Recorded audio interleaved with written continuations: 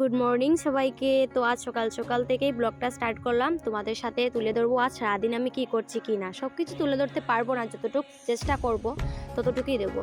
তো আমি brush trash করে এক্সারসাইজ করে নিয়েছি, যেটা আমার ডেইলি সকালবেলার রুটিনে থাকে এক্সারসাইজ। তো আমি এসেছিলাম আমার বাবার বাসাতে। তো এক্সারসাইজ শেষ করে আমি একটু জল খেয়ে নিলাম, তারপর চলে এলাম বোনদের রুমে। ওরা এখানে পড়াচ্ছিল ওদেরকে, বাচ্চাটিকে। তো আমার বোন এসেছে ডিমাপুর থেকে, ও আমাকে মাংসের জন্য পেঁয়াজটা রেডি করে দিচ্ছে, এদিকে মা কাঁঠাল কাটছেন। তো আজ আমি কবুতরের মাংস রান্না করব। তো আজ রান্নাটা অন্যরকমই করব, সব দিন তো গ্যাসে রান্না হয়, আজ আমি উনুনে রান্না করব। উনুনে রান্নার স্বাদটাই আলাদা। তো ভাবলাম যাই হোক আজ উনুনে রান্না করা যায়। তো আজ আমি উনুনে কবুতরের মাংস রান্না করছি।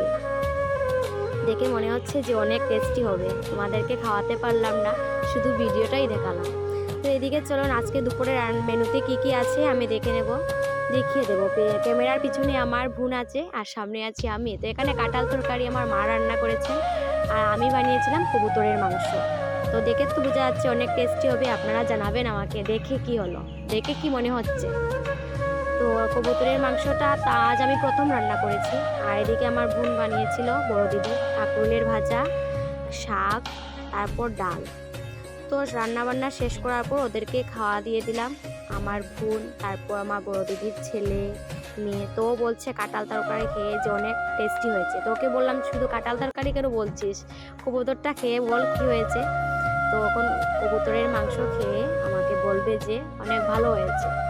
যে আপনারাও বলবেন আমাকে কমেন্ট করে কবুতরের মাংসটা দেখতে কীরকম হয়েছে, খেতে কীরকম হয়েছে আপনারা তো বলতে পারবেন না, দেখেই বলবেন।